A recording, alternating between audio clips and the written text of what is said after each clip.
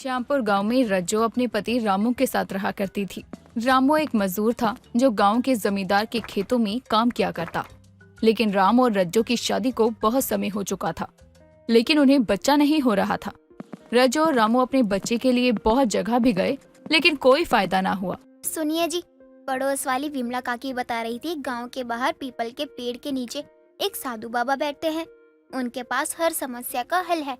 पेट दर्द, पीठ दर्द या सर दर्द, सब कुछ वो चुटकियों में गायब कर देते हैं। अरे नहीं नहीं रज्जो, ये सब ढोंगी बाबा होते हैं। अरे हमें संतान का सुख चाहिए, लेकिन हम इनके पास तो नहीं जाने वाले हैं।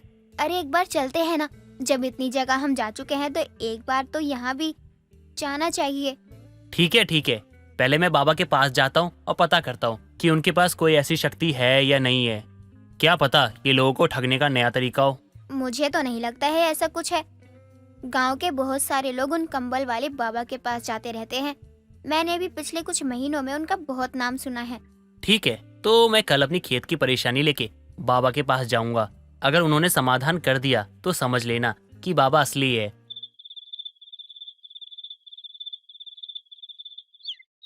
अब अगले ही रोज रामू सुबह सुबह गांव के पास वाले पीपल के पेड़ के नीचे पहुंचता है और वो देखता है कि सचमुच उस बाबा के पास बहुत भीड़ लगी थी। अरे सच में यहाँ तो बहुत ही भीड़ लगी है। जरूर इस बाबा में कुछ तो है। अरे रामू, तू यहाँ? अरे रे, क्या बात है। मैंने कल ही रज्जो को इस कंबल वाले बाबा के बारे में बताया था। अच्छा किया जो तू आ गया।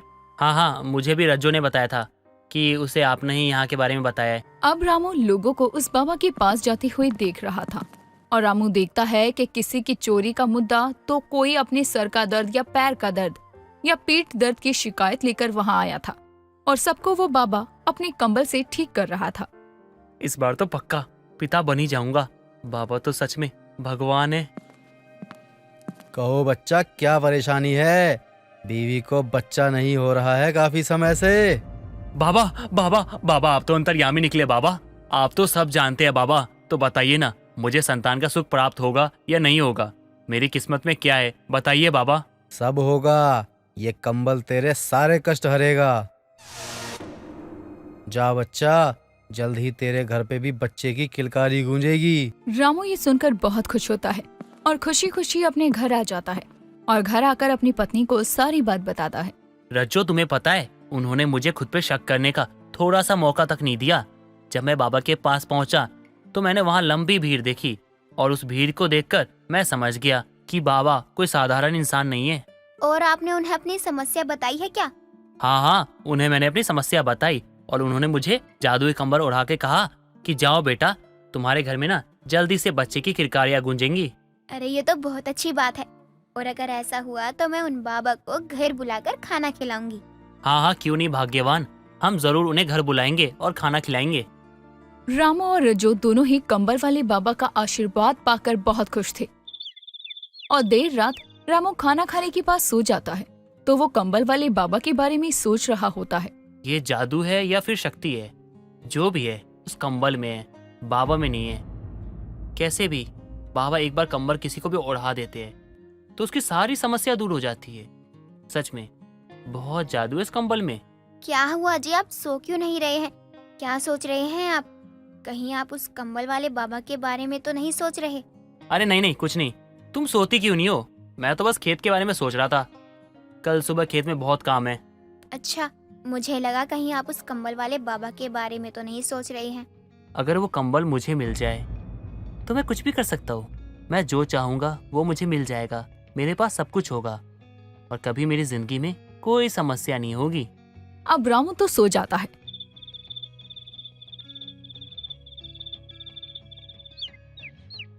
अब अगली सुबह उठकर रामू खेत में जाता है। खेत में भी रामू का मन नहीं लग रहा था। उसका सारा ध्यान उस कंबल पर था। अब देर शाम रामू घर आता है और खाना खाने के बाद ही सोने का नाटक करने लगता है। जैसे ही रज्जो सो जाएगी मैं घर से निकल जाऊंगा। इसे नींद भी तो जल्दी नहीं आती। लगता है कंबल वाले बाबा सो रहे हैं। यही अच्छा मौका है, कंबल लेके भाग जाता हूँ। अब जैसे ही तार पर टंगा हुआ कंबल रामू अपनी तरफ खींचता है तो वो कंबल उसकी तरफ आ ही नहीं रहा था कहीं ये जादुई कंबल है तो इसमें वजन तो नहीं है। मुझे ऐसा क्यों लग रहा है कि किसी ने दूसरी तरफ से कंबल पकड़ी हुई है। अब जैसे ही रामू दूसरी तरफ देखता है तो वो हैरान रह जाता है कि दूसरी तरफ से उसका कंबल और कोई नहीं बल्कि उसका पड़ोसी राधे खींच रहा था। रामू तू, यानी तू भी बाबा का कंबल चुराने आया है? और तू ये कंबल ओढ़ने के लिए तो आया नहीं होगा। सच बता, क्या करने आया था? धीरे बोल रामू, चल इस कंबल को बाहर लेकर फैसला करते हैं कि ये किसके पास जाएगी। देख, मैंने तुझे कह दिया ना, मैं पहले यहाँ आया हूँ और मैंने पहले देखा है तो ये मेरी हुई। मेरे प्रभु बाहर चल, अगर वो बाबा जाग गया ना और उसे पता चला कि हम उसका कंबल चुराने आए हैं तो हमारी सुताई हो जाएगी। ना जाने वो बाबा हमें कौन सा श्राप दे दे। अब राधे और रामू उस कंबल को एक एक सिरे से पकड़े हुए बाहर आते हैं और दोनों कंबल को छीनने लगते हैं। देख, अगर तूने ये कंबल मुझे नहीं दिया ना, मैं चिल्ला दूंगा। भले ही पूरे गांव वाले आके ना हम दोनों को पीट ले, लेकिन मैं चिल्लाऊंगा फिर। देख, हम दोनों इस कंबल को अपनी समस्या के सुलझाने के लिए लेके आए हैं, तो हम ऐसा करते हैं कि इस कंबल को 2 भागों में बांट देते हैं। आधा कंबल तेरे पास, आधा मेरे पास, दोनों की समस्या दूर। बात तो तूने अनजाने में ही की है, लेकिन बात बिल्कुल सही की है। चल अब जल्दी से ना कंबल के 2 टुकड़े कर देते हैं। ठीक है, अब इसके आधे आधे हिस्से कर लेते हैं। एक तू ले ले, एक मैं ले लेता हूँ। अब दोनों ही कंबल को आधा आधा बांट लेते हैं और अपने अपने घर पहुंचते हैं और रामू उस कंबल को ओढ़ कर सो जाता है। इधर राधे उस कंबल को ओढ़ कर कहता है, ए जादुई कंबल, मुझे गांव का सबसे सुंदर लड़का बना दे, जिसे देखकर सभी गांव की लड़कियां मुझ पे फिदा हो जाएं। ये क्या हो रहा है मेरे साथ? मैं इतना भद्दा क्यों दिख रहा हूँ? ये क्या हो गया मुझे? अब इस कंबल से कुछ मांगता हूँ। ये कंबल मेरी झोपड़ी को ना महल बना दे। रामू जैसे ही उस कंबल से घर को महल बनाने को कहता है, वैसे ही वो कंबल रामू की झोपड़ी को महल तो नहीं बना पाता, लेकिन रामू का घास फूस से बना हुआ घर रामू के ऊपर गिरना शुरू हो जाता है। अरे अरे भागो भागो, अरे मेरा घर गिर गया, अरे कोई तो बचाओ मुझे। अरे अरे अरे कंबल ने तो उल्टा काम कर दिया। अब रामू घर से बाहर आता है तो देखता है कि राधे को सब घेर कर बैठे हुए थे। ये सब मेरी लालच की वजह से हुआ है। मेरे लालच ने मुझे कैसा बना दिया। क्या हुआ राधे तेरे साथ? कहीं राधे के साथ भी कंबल ने कुछ कर तो नहीं दिया? क्या बताऊं, बस उसका उल्टा असर हो गया। सुंदर की जगह मुझे छछुंदर बना दिया। अब मुझसे कौन शादी करेगा? अरे तुम दोनों ये आपस में क्या बात कर रहे हो? और रामू, तेरा घर कैसे गिरा?